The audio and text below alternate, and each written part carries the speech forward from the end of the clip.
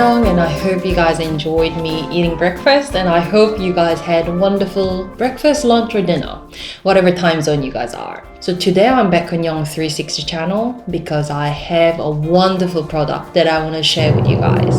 So I have, can you see it's maybe too bright, but I do have Insta360 Go-To, which is tiny mighty action camera. So let me quickly unbox it. So wait for it.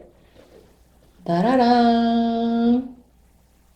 This is a cute little camera. It is the upgrade version of Insta which was very handy, but this is a huge upgraded version of the previous one. So inside the box, you're gonna see all these useful accessories, but I'm gonna show you one by one in my video how to maximize using them. But probably one of the biggest upgrade is that it is now waterproof. The previous version was water resistant, but this one you can use it up to 4 meters. So snorkeling, that would be fine. And probably the most interesting accessory is this teeny weeny case. It's a beautiful white matte finish, and what you need to do is just insert it in the box and it will get connected, and you can actually see in the display what menu. So of course video, pro video, photo, HDR, slow-mo, time-lapse and hyperlapse. And you can actually take the camera out from the case and you can use it as a remote control, which is fantastic, especially if you just stick it somewhere else like on a metal surface and so on. Then you can just use this to control your camera in distance. But now there's nothing interesting on my desk area. So what I'm gonna do while it's charging inside a case, I'm gonna take this 27-gram tiny mighty action camera outdoor and show you guys its features. So let's get out.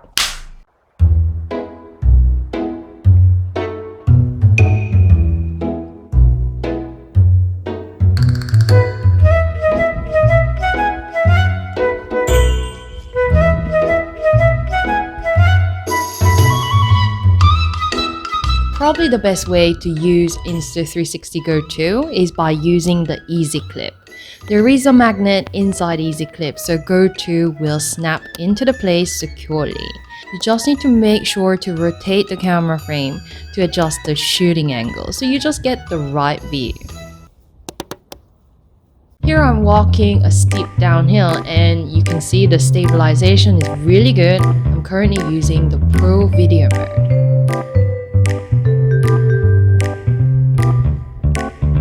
There are two types of stabilized video. One is basic video mode with in-camera stabilization, and the other is Pro Video mode with superior flow state stabilization. To be honest, I didn't see too much difference in terms of the quality of stabilization. However, with Pro Video mode, you get more control of your edit, including adjusting your field of view and aspect ratio in the post-production. The feature that makes Insta360 Go-To really stand out is that it is tiny and magnetic. So you can pretty much stick it to any magnetic surface and you're ready to shoot. I'm actually standing right against the sun and the color actually came out pretty good.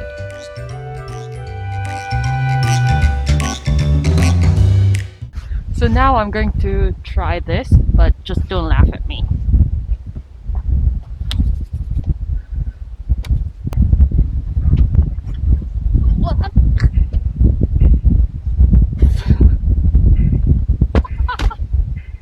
Okay, not good.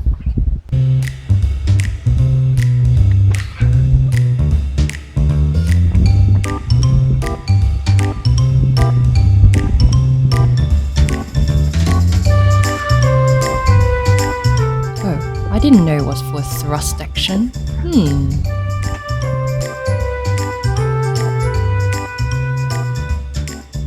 One of my favorite functions is time shift. Basically, it is hyperlapse, and you can easily find the menu on the charge case. And you can even change a lot of different settings, including the field of view. However, I actually do like the default setting.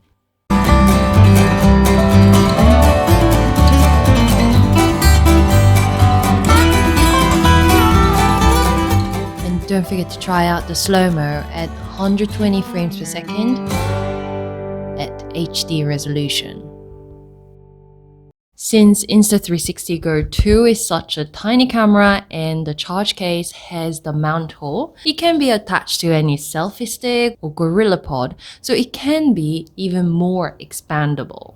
Here I attempted taking time-lapse, but this is the result that I got the other day, where we have beautiful moving clouds.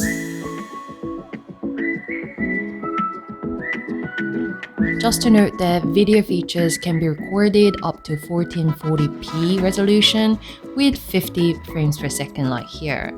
And this is even HDR video, although it may be great if you're against the sunlight. However, I didn't see too much difference. And for time shift, time lapse, slow motion, they are recorded in 1980p. And when you're taking the video, you can use the camera horizontally or vertically. Just make sure before you press the button, you are in the correct orientation that you want to use.